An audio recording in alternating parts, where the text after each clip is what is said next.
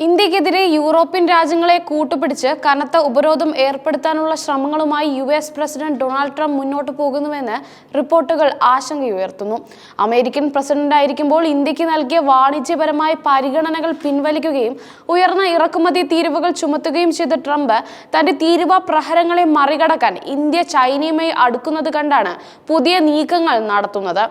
റഷ്യയിൽ നിന്ന് എണ്ണ ഇറക്കുമതി ചെയ്യുന്നത് തുടരുന്ന ഇന്ത്യയുടെ നിലപാടാണ് ട്രംപിനെ കൂടുതൽ പ്രകോപിതനാക്കിയിരിക്കുന്നത്. ഇന്ത്യയിൽ നിന്നുള്ള എല്ലാ എണ്ണവാതക ഇറക്കുമതികളും നിർത്തിവെക്കാനും ഇന്ത്യൻ ഉൽപ്പന്നങ്ങൾക്ക് കനത്ത തീരുവകൾ ചുമത്താനും യൂറോപ്യൻ രാജ്യങ്ങളോട് ട്രംപ് ആവശ്യപ്പെട്ടതായാണ് അന്താരാഷ്ട്ര മാധ്യമങ്ങൾ റിപ്പോർട്ട് ചെയ്യുന്നത്. റഷ്യൻ എണ്ണ വ്യാപാരത്തിലൂടെ ലഭിക്കുന്ന വരുമാനം യുക്രൈൻ യുദ്ധത്തിന് സഹായകമാകുമെന്നാണ് യുഎസിന്റെ ആരോപണം.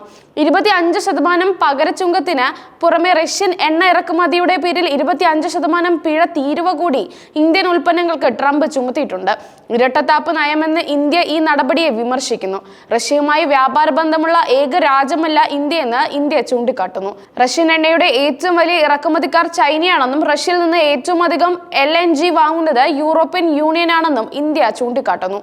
എന്നാൽ ഇവർക്കെതിരെ ഉപരോധം ഏർപ്പെടുത്താൻ US ഭീഷണി മുഴക്കിയിട്ടില്ല. കൂടാതെ യൂറോപ്യൻ യൂണിയൻ അംഗങ്ങളായ സ്ലോവാക്യയും ഹംഗറിയും പൈപ്പ് ലൈൻ വഴി വൻതോതിൽ റഷ്യൻ എണ്ണയും വാതകവും ഇറക്കുമതി ചെയ്യുന്നുണ്ട്. റഷ്യൻ ഉപരോധത്തെ ഇവർ എതിർക്കുകയും ചെയ്യുന്നുണ്ട്.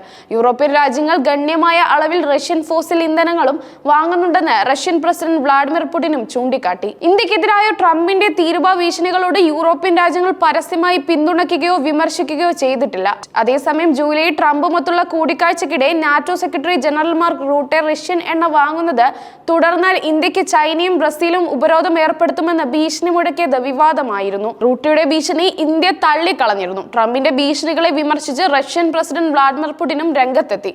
ബ്രിക്സ് രാജ്യങ്ങൾക്ക് മേൽ അധിക തീരുവ ചുമത്തുമെന്ന ട്രംപിന്റെ ഭീഷണിയെ പുടിൻ ശക്തമായി വിമർശിച്ചു. സാമൂഹിക സാമ്പത്തിക വികസനത്തിന് തടസ്സമാകുന്ന വിവേചനപരമായ ഉപരോധങ്ങളെ ബ്രിക്സ് ഒറ്റക്കെട്ടായി ചെറുക്കുമെന്ന് ഷാങ്ഹായ് കോ ഓപ്പറേഷൻ ഓർഗനൈസേഷൻ ഉച്ചകോടിയിൽ പങ്കെടുക്കുന്നതിന് മുന്നോടിയായി ഒരു ചൈനീസ് മാധ്യമത്തിന് നൽകിയ അഭിമുഖത്തിലാണ് പുടിൻ വ്യക്തമാക്കിയത്. ഇക്കൊല്ലം അവസാനം ഇന്ത്യയിൽ നടക്കുന്ന കാഡ് ഉച്ചകോടിയിൽ പങ്കെടുക്കാൻ ട്രംപ് എത്തിയേക്കില്ലെന്ന് റിപ്പോർട്ടുകളുണ്ട്. ഉച്ചകോടി എത്തും മുമ്പ് ട്രംപ് നേരത്തെ പറഞ്ഞിരുന്നുവെങ്കിലും തീരുവ വിഷയത്തിൽ ഭിന്നത നിലനിൽക്കുന്ന സാഹചര്യത്തിൽ സന്ദർശനം ഒഴിവാക്കിയേക്കുമെന്ന് അമേരിക്കൻ മാധ്യമങ്ങൾ റിപ്പോർട്ട് ചെയ്തു. ഇന്ത്യ, US, ഓസ്ട്രേലിയ, ജപ്പാൻ രാജ്യങ്ങളുടെ സുരക്ഷാ കൂട്ടായ്മയാണ് ക്വാഡ്. ട്രംപിന്റെ പുതിയ നീക്കങ്ങൾ അന്താരാഷ്ട്ര ബന്ധങ്ങളിൽ വലിയ പ്രത്യാഘാതങ്ങൾ സൃഷ്ടിക്കാൻ സാധ്യതയുണ്ടെന്ന് രാഷ്ട്രീയ നിരീക്ഷകർ വിലയിരുത്തുന്നു. ട്രംപിന്റെ ഈ നിലപാടുകൾ ഇന്ത്യ-അമേരിക്ക ബന്ധത്തിൽ കൂടുതൽ വിള്ളലുകൾ ഉണ്ടാക്കുമോ എന്നും കണ്ടറിയണം. ടിയാൻജിനിലെ ഷാങ്ഹായ് സംഘടനാ ഉച്ചകോടിയിൽ റഷ്യൻ പ്രസിഡന്റ് വ്ളാഡിമിർ പുടിൻ നടത്തിയ പ്രസംഗം ആഗോള രാഷ്ട്രീയത്തിൽ വലിയ ചലനങ്ങൾ സൃഷ്ടിച്ചു. യുക്രൈൻ പ്രതിസന്ധി പരിഹരിക്കുന്നതിന് ഇന്ത്യയും ചൈനയും നടത്തുന്ന ശ്രമങ്ങളെ അദ്ദേഹം പരസ്യമായി പ്രശംസിച്ചു. അതേസമയം പാശ്ചാത്യ രാജ്യങ്ങളുടെ ഇടപെടലുകളാണ് ഈ സംഘർഷത്തിന് കാരണമെന്ന് കുറ്റപ്പെടുത്തിക്കൊണ്ട് അദ്ദേഹം അമേരിക്കക്കെതിരെ പരോക്ഷമായ ആക്രമണം നടത്തി.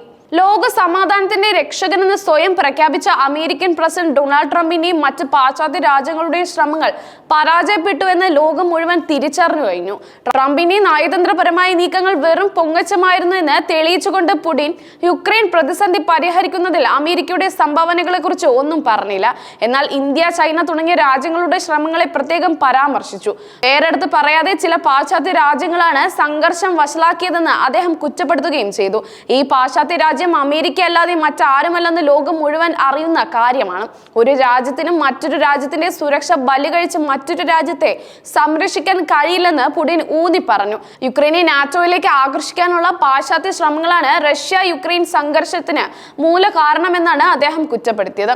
കാലഹരണപ്പെട്ട യൂറോ അറ്റ്ലാന്റിക് മോഡലുകൾക്ക് പകരമായി ഒരു പുതിയ യുറേഷ്യൻ സുരക്ഷാ സംവിധാനത്തിന് SCOയിലേക്കുള്ള സംഭാഷണങ്ങൾ അടിത്തറയിടാൻ സഹായിക്കുന്നുണ്ടെന്നും പുടിൻ ചൂണ്ടിക്കാട്ടി. SCOയുടെ സ്വാധീനം വർദ്ധിച്ചു വരികയാണെന്നും അദ്ദേഹം കൂട്ടിച്ചേർത്തു. ഉച്ചകോടിയുടെ പ്ലീനറി സെഷൻ മുന്നോടിയായി പ്രധാനമന്ത്രി Narendra Modi, Russian president Putin, Chinese president Xi Jinping എന്നിവർ നടത്തിയ അനൗപചാരിക കൂടിക്കാഴ്ച വലിയ മാധ്യമ ശ്രദ്ധ നേടിയിരുന്നു. മോദിയും ജിൻപിങ്ങും ഒരുമിച്ചാണ് വേദിയിലെത്തിയത്. ഇന്ത്യ റഷ്യ ബന്ധം കൂടുതൽ മെച്ചപ്പെടുത്തുന്നതിനൊപ്പം റഷ്യ യുക്രൈൻ സംഘർഷവും പ്രധാനമന്ത്രി നരേന്ദ്രമോദി ഉന്നയിക്കുമെന്നാണ് സൂചന.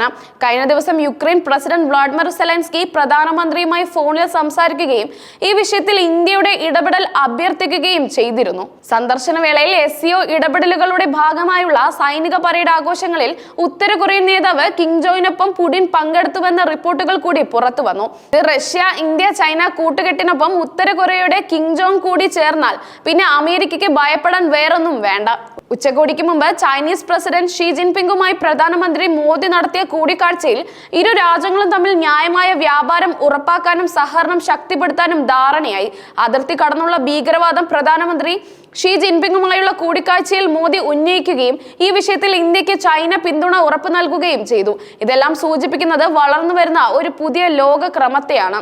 യുക്രൈൻ പ്രതിസന്ധിയുടെ പശ്ചാത്തലത്തിൽ നടന്ന ഈ SCO ഉച്ചകോടി ലോക രാഷ്ട്രീയത്തിൽ വലിയ മാറ്റങ്ങൾ സംഭവിക്കുന്നതിന്റെ സൂചന നൽകുന്നു. പഴയ പാശ്ചാത്യ മേധാവിത്വമുള്ള സുരക്ഷാ സംവിധാനങ്ങൾക്ക് പകരം SCO പോലുള്ള സംഘടനകൾക്ക് പ്രാധാന്യം വർദ്ധിച്ചു വരികയാണെന്ന് പുടിന്റെ വാക്കുകൾ അടിവരയിടുന്നു. ഇന്ത്യയെ പോലുള്ള രാജ്യങ്ങളുടെ നയതന്ത്രപരമായ നീക്കങ്ങൾ സങ്കീർണമായി കിടക്കുന്ന പല അന്താരാഷ്ട്ര പ്രശ്നങ്ങളിലും വലിയ സ്വാധീനം ചെലുത്തുന്നുണ്ടെന്നും ഈ സംഭവങ്ങൾ തെളിയിക്കുന്നു. അമേരിക്കയുടെ ഏകാധിപത്യപരമായ നയങ്ങൾക്ക് പകരം വിവിധ രാജ്യങ്ങളുടെ കൂട്ടായ്മകളിലൂടെ ലോക സമാധാനം ഉറപ്പാക്കാൻ കഴിയുമെന്നൊരു പുതിയ സാധ്യതയാണ് ഈ ഉച്ചകോടി ഉയർത്തിക്കാട്ടുന്നത്.